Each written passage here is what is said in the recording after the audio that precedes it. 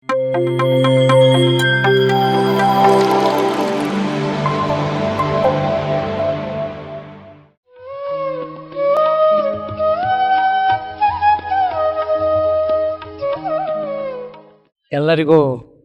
ನನ್ನ ನಮಸ್ಕಾರಗಳು.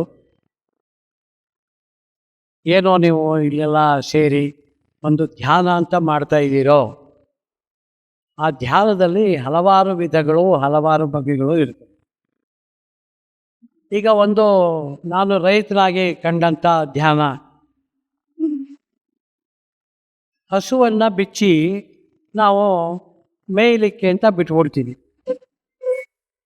ಆ ಹೋದಂಥ ಹಸು ಒಂದು ಅರ್ಧ ಗಂಟೆನೋ 1 ಗಂಟೆನೋ ಮೇಯ್ತದೆ, ಮತ್ತೆ ಅದು ವಾಪಸ್ಸು ಕೊಟ್ಟಿಗೆಗೆ ಬರುತ್ತೆ. ಯಾಕೆ? ನಾವು ಎಷ್ಟೇ ತಡೆದ್ರೂ ವಾಪಸ್ ಯಾಕೆ ಬರುತ್ತೆ? ಅಲ್ಲಿರುವ ಕರುವನ್ನು ಅದು ನೆನೀತಾ ಇರುತ್ತೆ ಯಾವಾಗಲೂ. ಆ ಕರುವನ್ನು ಹಸು ಸದಾ ನೆನೆದು ತನ್ನ ಮೇವನ್ನು ತೊರೆದು, ಹೊಟ್ಟೆ ಮುಖ್ಯ, ಊಟ ಮುಖ್ಯ, ಅದನ್ನು ಮಾಡಬೇಕಾಗಿರುತ್ತೆ, ಹೊಟ್ಟೆ ತುಂಬಬೇಕಾಗಿರುತ್ತೆ, ನೀರು ಕುಡಿಬೇಕಾಗಿರುತ್ತೆ, ಅದನ್ನೆಲ್ಲ ತೊರೆದು ವಾಪಸ್ ಅದು ಆ ಕರುವಿನ ಧ್ಯಾನದಿಂದ ಸೆಳೆತಗೊಂಡು ವಾಪಸ್ ಬರೋ ರೀತಿ. ನೀವೆಲ್ಲ ಇಲ್ಲಿ ಹೊಟ್ಟೆ ಹಸಿವಿದ್ರೋ ಏನೇನೋ ಮನೆಯ ಕಡೆ ಕರ್ತವ್ಯಗಳಿದ್ರು ಇಲ್ಲಿ ಬಂದಿದ್ದೀರಿ. ನಾವಾದರೂ ರೈತರುಗಳು ನಿಮ್ಮಗಳಿಗೆ ಶುದ್ಧ ಪ್ರಸಾದವನ್ನು ಕೊಡಲಿಕ್ಕೆ ಪ್ರಯತ್ನ ಮಾಡ್ತಾ ಇರ್ತಕ್ಕಂಥವ್ರು. ಆ ಶುದ್ಧ ಪ್ರಸಾದ ಸೇವಿಸಿದಾಗ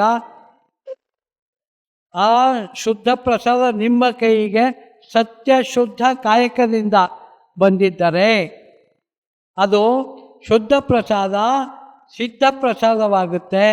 ಸಿದ್ಧ ಪ್ರಸಾದ ಪೂರ್ಣ ಪ್ರಸಿದ್ಧ ಪ್ರಸಾದವಾಗುತ್ತೆ.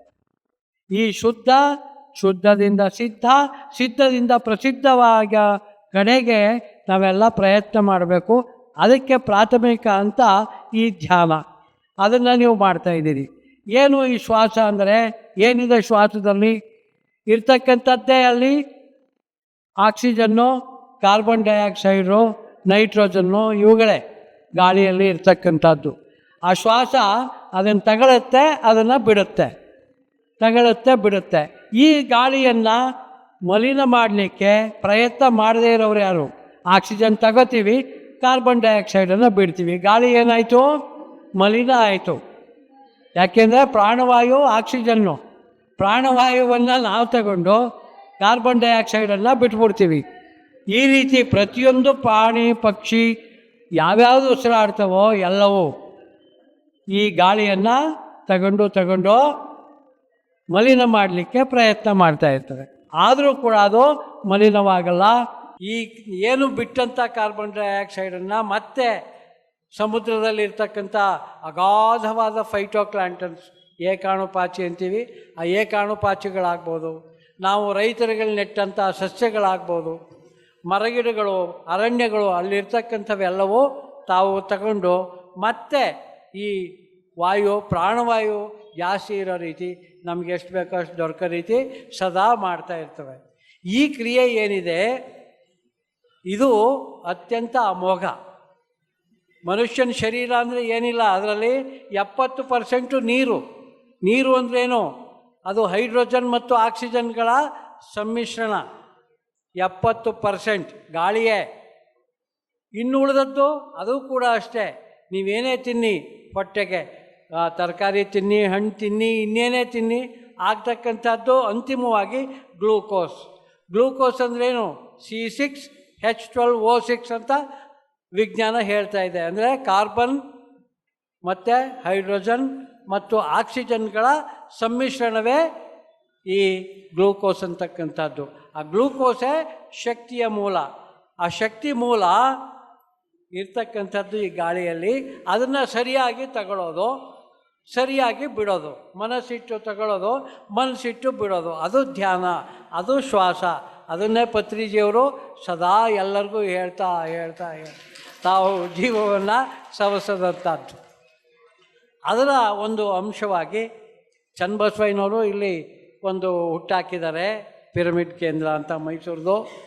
ಈ ಪಿರಮಿಡ್ ಧ್ಯಾನ ಕೇಂದ್ರಗಳು ಅವ್ರ ಮನೆಯಲ್ಲಿ ಫಸ್ಟು ಮಾಡಿದ್ರು, ನೆಕ್ಸ್ಟು ಯಾವುದೋ ಸಾರ್ವಜನಿಕವಾಗಿ ಒಂದಾಗಿದೆ, ಇನ್ನೂ ಹಲವಾರು ಆಗ್ತವೆ. ಆಗಲಿ. ಇದರಲ್ಲೆಲ್ಲ ನೀವು ಮಾಡ್ತಕ್ಕಂಥ ಧ್ಯಾನ ಅವೆಲ್ಲ ಬೇಸ್ ಅಂತಂದರೆ ಶುದ್ಧ ಮತ್ತು ಸಿದ್ಧ ಪ್ರಸಿದ್ಧ ಪ್ರಸಾದವನ್ನು ಮಾಡ್ಕೊಳ್ತಕ್ಕಂಥ ಒಂದು ಕಲೆ ಆಗಬೇಕು. ನಾವು ರೈತರು, ಈಗ ನನ್ನ ಹಳ್ಳಿ ಇಲ್ಲಿಂದ 70 ಕಿಲೋಮೀಟ್ರ್ ದೂರದ ಚಾಮರಾಜನಗರ ತಾಲೂಕಿನ ಆಲೂರು, ಅಲ್ಲಿ ನಾವು ಬೆಳೆದಂಥದ್ದು ನಮ್ಮ ಗೋಪಾಲಕೃಷ್ಣ ಸಾಹೇಬರು ರಿಟೈರ್ಡ್ ಆದಮೇಲೆ ಬೆಳೀತಾ ಇರ್ತಕ್ಕಂಥದ್ದು. ಇವೆಲ್ಲವೂ ನಿಮಗೆ ಇಲ್ಲಿ ಅವರು ಬೆಳಗ್ಗೆ ಎದ್ದು ಹೋಗಿ ತಾವು ಬೆಳೆದಂಥದ್ದನ್ನು ವಿಜಯನಗರದಲ್ಲಿರ್ತಕ್ಕಂಥ ರೈತ ಸಂತೆಯಲ್ಲಿ, ಸಖತ್ ಸೊಪ್ಪು ಅನ್ನೋ ರೈತ ಸಂತೆಯಲ್ಲಿ ಮಾರಾಟ ಮಾಡಿ ರೈತರಿಗೆ ಜನಕ್ಕೆ ತಲುಪಿಸಿ ಇಲ್ಲಿ ಬಂದು ಕೊಡ್ತಿದ್ದಾರೆ. ನಾನಾದರೂ ಅಷ್ಟೇ ಬೆಳಗ್ಗೆ 10ರಿಂದ ಸಂಜೆ 5 ತನಕ ಅರಮನೆ ಪಕ್ಕದಲ್ಲಿರ್ತಕ್ಕಂಥ ಕಾಡಾ ಕಚೇರಿ ಪಬ್ಲಿಕ್ ಆಫೀಸ್ ಬಿಲ್ಡಿಂಗ್, ಸಾರ್ವಜನಿಕ ಕಚೇರಿಗಳ ಕಟ್ಟಡ ಅಂತ ಇದೆ, ಅರಮನೆ ಬಾಜುನೇ ಮಹಾರಾಜ ಸಂಸ್ಕೃತ ಪಾಠಶಾಲೆ ಎದುರುಗಡೆ ಬಸವಣ್ಣವ್ರ ಪ್ರತಿಮೆಗೆ ಹತ್ತಿರವಾಗಿ ಆ ಕಟ್ಟಡ ಇದೆ, ದೊಡ್ಡ ಕಟ್ಟಡ. ಆ ಕಟ್ಟಡದಲ್ಲಿ ಪ್ರತಿ ಭಾನುವಾರ ಬೆಳಗ್ಗೆ 10ರಿಂದ ಸಂಜೆ 5 ತನಕ ಶುದ್ಧವಾದ ಪದಾರ್ಥಗಳು ತಮಗೆಲ್ಲ ಲಭ್ಯವಾಗೋ ರೀತಿ ಕಳೆದ 9 ವರ್ಷಗಳ ತುಂಬಿ 10ನೇ ವರ್ಷಕ್ಕೆ ಬಂದಿದ್ದೀವಿ. 10 ವರ್ಷಗಳಿಂದ ನಾವು ನಿಮಗೆ ಆ ಶುದ್ಧ ಪ್ರಸಾದಗಳನ್ನು ತಲುಪಿಸ್ತಾ ಇದ್ದೀವಿ. ಇದು ಪ್ರತಿಯೊಬ್ಬ ರೈತನೂ ಮೊದಲು ಬೆಳೆದಂಥದ್ದನ್ನು, ಈಗ ರಾಗಿ ಬೆಳೀತಾನೆ, ರಾಗಿಯನ್ನು ಹುರಿಟ್ಟು ಮಾಡಿಬಿಟ್ರೆ 400 ರೂಪಾಯಿ kg, ರಾಗಿ 40. ರಾಗಿ ಹುರಿಟ್ಟಾಗೋದ್ರೆ ಅದಕ್ಕೇನು ರಾತ್ರಿ ಹೊತ್ತು ನೆನೆಸ್ಬೇಕು. ನೆನೆಸುವಾಗ ಆ ನೀರಿನ ಜೊತೆ 1 ಚಮಚದಷ್ಟು ಮಜ್ಜಿಗೆ ಹಾಕಬೇಕು. ಮತ್ತು ಬೆಳಗ್ಗೆ ಎದ್ದು ಅದನ್ನು ಸೋರು ತೆಗೆದು ಕ್ಲೀನಾಗಿ ಬಿಳಿ ಬಟ್ಟೆ ಮೇಲೆ ಒಣಗಿಸಿ ಅದನ್ನು ನೆರಳಲ್ಲೇ ಅದನ್ನು ಅವಲು ಮಾಡಿ ಆ ಅವಲನ್ನು ನಾವು ಪೌಡ್ರ್ ಮಾಡಿಬಿಟ್ರೆ 1 ದಿನದ ಕೆಲಸ. ಅದು 40 ರೂಪಾಯಿನ ರಾಗಿ 400 ರೂಪಾಯಿ ರಾಗಿ ಆಗುತ್ತೆ. ಈ ಥರ ಪ್ರತಿಯೊಬ್ಬ ರೈತನು ಮೌಲ್ಯವರ್ಧಕರಾಗಿ ಅಂತಂತನೋ ಒಂದು ಸಂದೇಶವನ್ನು ಕೊಟ್ಕೊತಾ, ಆ ಮೌಲ್ಯವರ್ಧನೆ ಮಾಡಿದ್ರಷ್ಟೇ ಸಾಲಲ್ಲ, ನೀವೇ ನೇರ ತಲುಪಿಸಿ ಜನತೆಗೆ. ಹಾಗಾಗಿ ಇನ್ನೂ ಹೆಚ್ಚು ಶುದ್ಧವಾಗಿ ಅಡಲ್ಟ್ರೇಷನ್ ಆಗದೇ ಇರೋ ರೀತಿ, ಏನು ಅದಕ್ಕೆ ಬೆರೆಸದೇ ಇರೋ ರೀತಿ ತಲುಪುವಂಥ ಕೆಲಸ ಆಗಲಿ ಅಂತನ್ನೋ ಒಂದು ಪ್ರಯತ್ನದಲ್ಲಿ ನಾವಾದರೂ ಇದ್ದೀವಿ. ತಾವೆಲ್ಲರೂ ಇಲ್ಲಿನ ಮೈಸೂರಿನ ಜನ ಅಥವಾ ಹೊರಗಡೆಯಿಂದ ಬಂದಿರೋ ನಿಮ್ಮ ನೆಂಟರುಗಳು ಇಲ್ಲಿದ್ದರೆ ಪ್ರತಿ ಭಾನುವಾರ ಕಾಡಾ ಕಚೇರಿಗೆ ಬಂದು ಬೆಳಗ್ಗೆ 10ರಿಂದ ಸಂಜೆ 5 ತನಕ ಶುದ್ಧವಾದ ಪದಾರ್ಥಗಳನ್ನ ಪಡ್ಕೋಬೇಕು ಅಂತ ವಿನಂತಿಸ್ತಾ, ಇದು ಹಲವಾರಿದೆ ಇನ್ನೂ ಮಾತಾಡೋದು. ಆ ಗ್ಲೂಕೋಸು ತಮಗೆಲ್ಲ ಒಳ್ಳೆ ರೀತಿಯಲ್ಲಾಗಲಿ. ಮತ್ತು ಏನು ಈ ಭ್ರಮೆಯಿಂದ ಹೊರಗಡೆ ಬರೋದು ಸಂಭ್ರಮ. ಭ್ರಮ ಬೇಕು.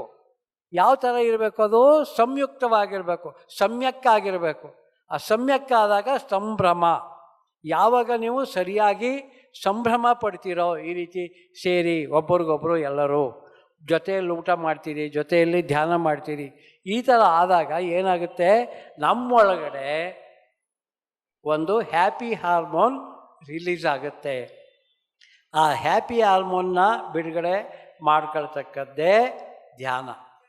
ಆ ಹ್ಯಾಪಿ ಹಾರ್ಮೋನು ಎಲ್ಲರಲ್ಲೂ ಬಿಡುಗಡೆ ಆಗಲಿ, ಆ್ಯಂಗ್ಸೈಟಿ ಹಾರ್ಮೋನು ಕಡಿಮೆ ಆಗಲಿ ಅಂತ ಬಯಸಿ ನನ್ನ ಮಾತು ಮುಗಿಸ್ತೀನಿ.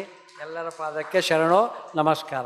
PMC ಕನ್ನಡ ಚಾನೆಲ್ ಅನ್ನು ಲೈಕ್ ಮಾಡಿ, ಶೇರ್ ಮಾಡಿ, ಸಬ್ಸ್ಕ್ರೈಬ್ ಮಾಡಿ ಮತ್ತು ಮಾಡಿಸಿ. ಎಲ್ಲರಿಗೂ ಧನ್ಯವಾದಗಳು.